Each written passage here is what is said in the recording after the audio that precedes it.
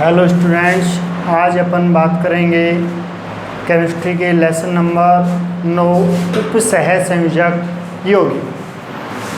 तो पढ़ेंगे अपन उपसह संयोजक यौगिक किसे कहते हैं। तो इसको पढ़ने से पहले अपन जानेंगे कि उपसह संयोजक यौगिक होता क्या है। ठीक है, तो बात करें अपन बंद होते हैं बॉन्ड। आपने पढ़ा है सहसंयोजक बंध और उपसह संयोजक बंध। बात करें अपन सहसंयोजक बंध, दूसरा है जैसे उप सहसंयोजक बंध।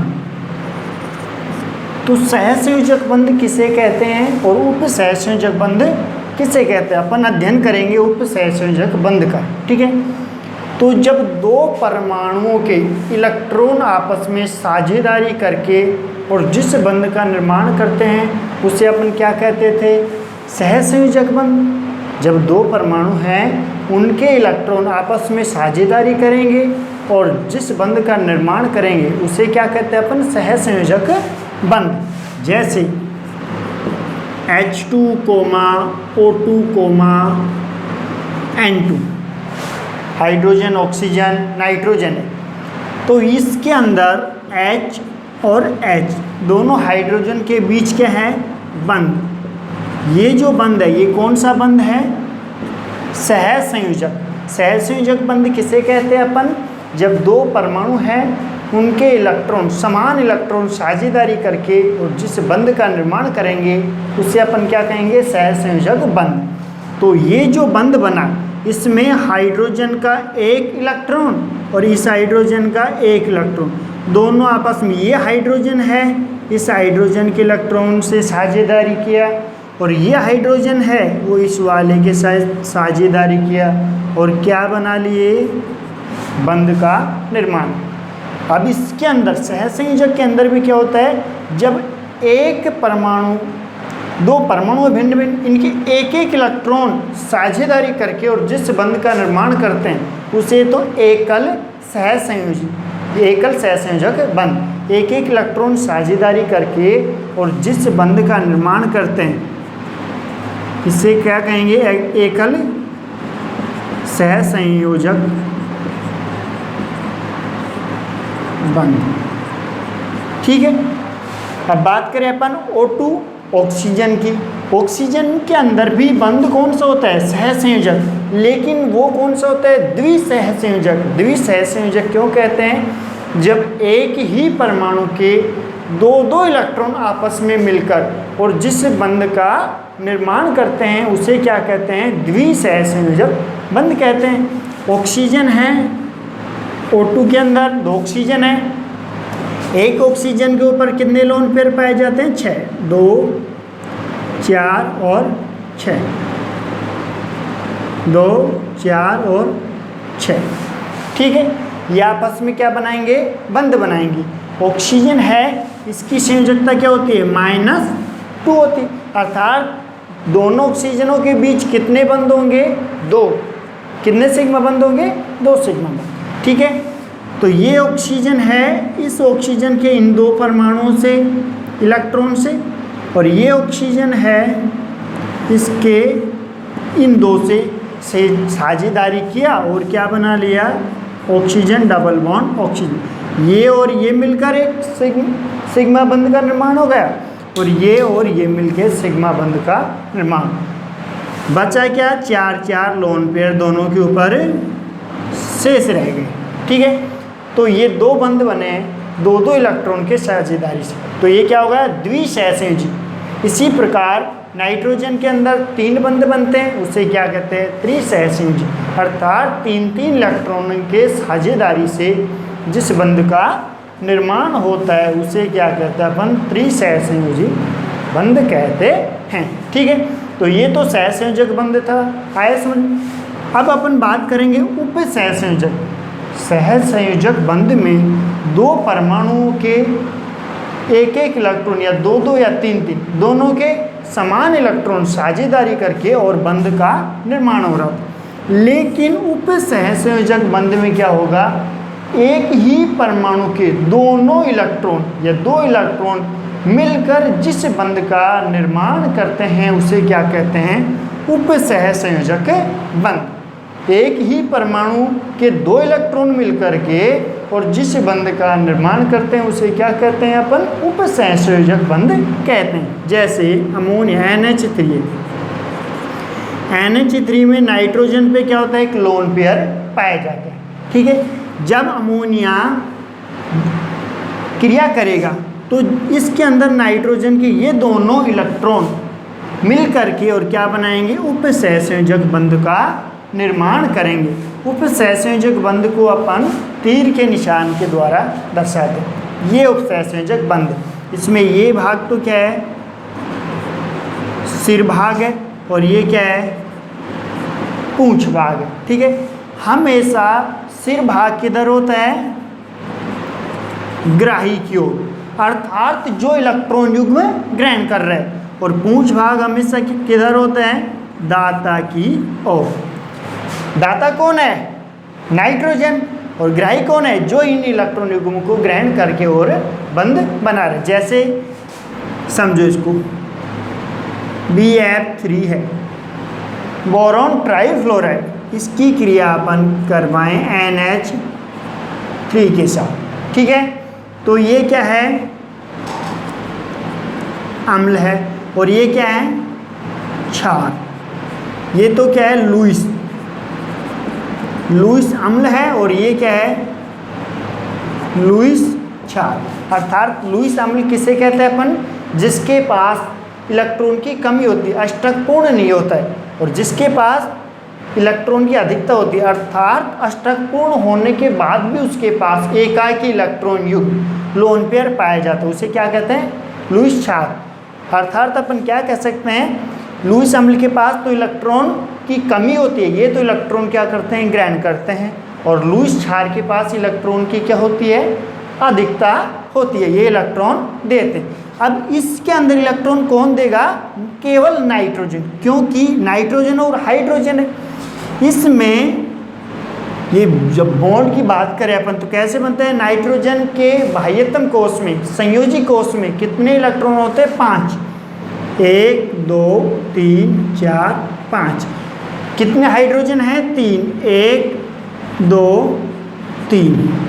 ठीक है, बंध बनेगा, कैसे बनेगा, एक ये हाइड्रोजन का इस नाइट्रोजन के साथ क्रिया करेगा, ये हाइड्रोजन है इसका एक इसके नाइट्रोजन के साथ क्रिया कर लेगा, और इस हाइड्रोजन का एक इस नाइट्रोजन के इससे क्रिया कर लेगा। और क्रिया नाइट्रोजन कैसे करेगा, एक तो इस हाइड्रोजन के साथ, एक इस वाले के साथ, और एक इस वाले के साथ, और क्या बना लेगा, NH एक एक इलेक्ट्रॉन मिलकर के एकल बंध सिग्मा बंध का निर्माण हो गया, 3 सिग्मा बंध बन गए। ठीक है, और 2 लोन पेयर क्या रह गए, शेष। अब आई बात समझ में, नाइट्रोजन पे 2 लोन पेयर कहाँ से। ठीक है, अब जब इनके बीच क्रिया होगी तो बॉन्ड कैसे बनेगा, देखो BF3 उपसहसंयोजक बंध NH3। जो ये बंध है, ये कौन सा बंध है, उप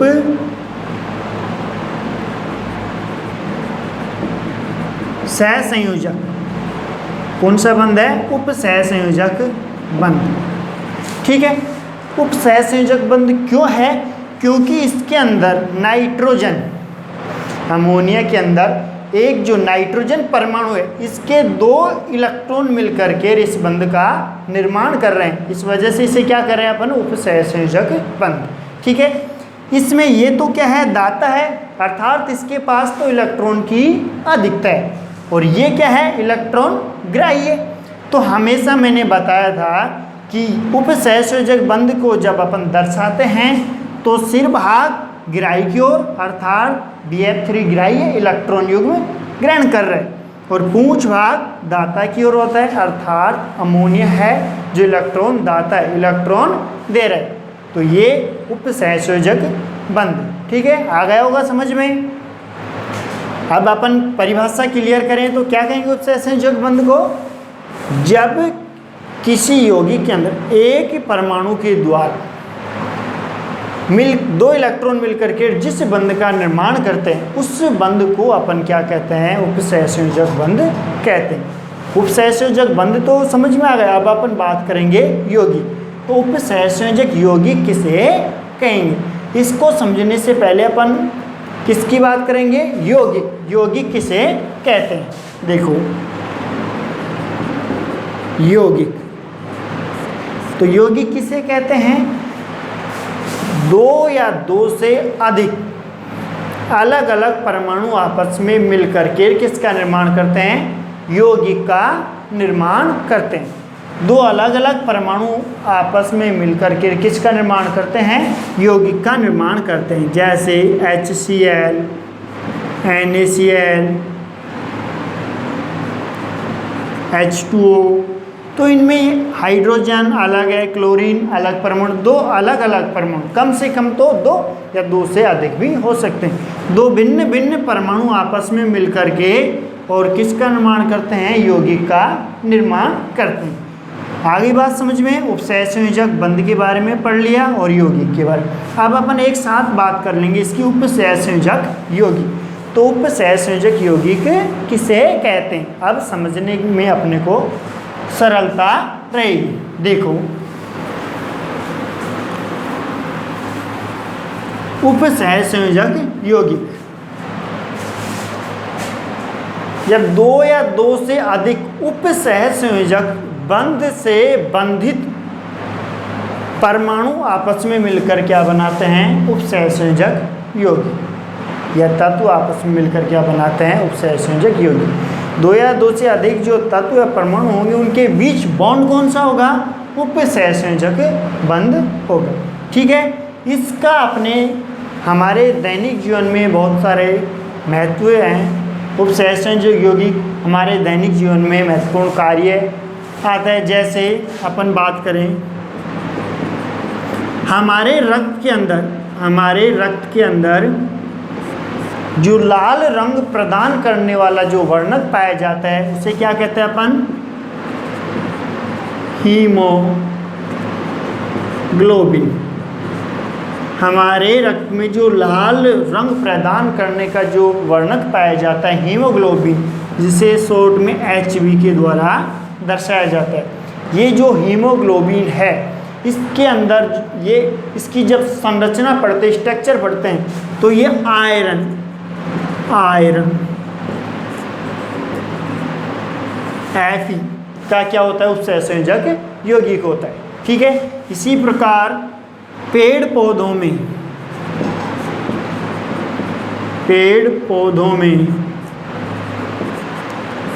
हरा रंग प्रदान करने का जो वर्णक पाया जाता है उसे क्या कहते हैं अपन? क्लोरोफिल वर्णक। पेड़ पौधों में जो हरा रंग प्रदान करने का जो वर्णक पाया जाता है उसे क्या कहते हैं? क्लोरोफिल वर्णक कहते हैं। इस क्लोरोफिल वर्णक की जब अपन संरचना पढ़ते हैं, स्ट्रक्चर पढ़ते हैं, तो ये किसका उपसहसंयोजक यौगिक होता है? मैग्नीशियम का। तो ये हमारे दैनिक जीवन में बहुत महत्वपूर्ण कार्य निभाते हैं। ठीक है। आयरन है, ये हीमोग्लोबिन का उपसहसंयोजक यौगिक है और मैग्नीशियम क्लोरोफिल। ठीक है।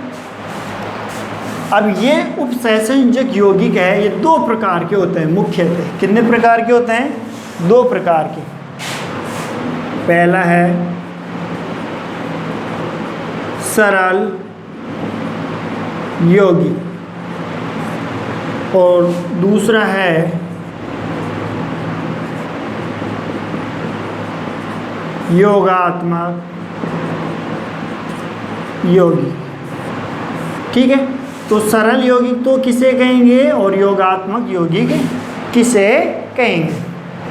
बात करेंगे सरल यौगिक की। जो समान धनायन तथा समान ऋणायन से मिलकर के बना होता है। दो या दो से अधिक समान धनायन और समान ऋणायन आपस में मिलकर क्या बनाते हैं? सरल यौगिक।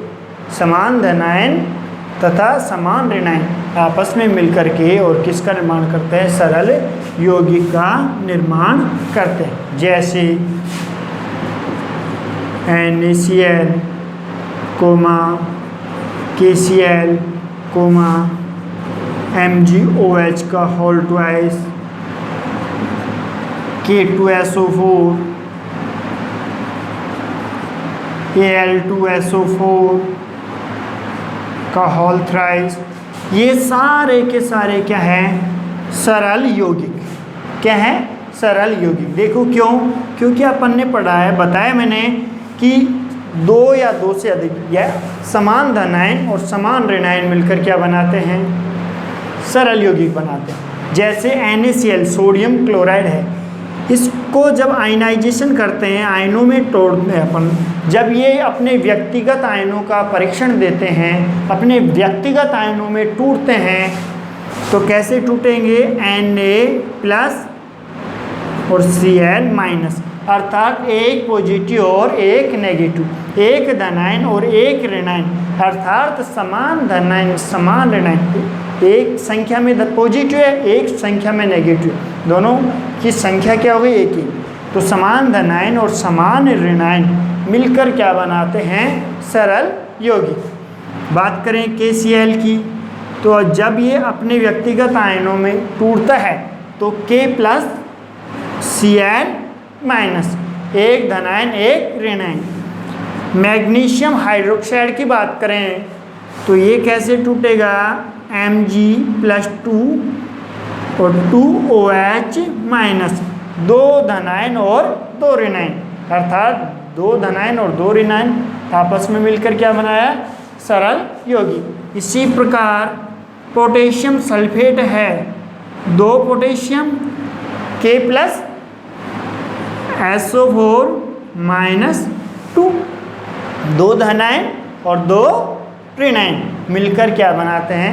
सरल यौगिक। इसी प्रकार अपन एल्यूमिनियम सल्फेट की बात करें तो दो एल्यूमिनियम है, Al+3 में टूटता है और SO4 है -2, तो 2 मोल किसके हैं? एल्यूमिनियम के। 3 मोल किसके हैं? 3 अणु किसके हैं? सल्फेट के। तो 6 पॉजिटिव और 6 नेगेटिव। तो ये सारे के सारे क्या हैं? सरल यौगिक। समझ में आ गया होगा। फिर अपन सेकंड नंबर पे आता है योगात्मक यौगिक। इसका अध्ययन अपन अगली कक्षा में करेंगे। यहाँ तक आप तैयार करो।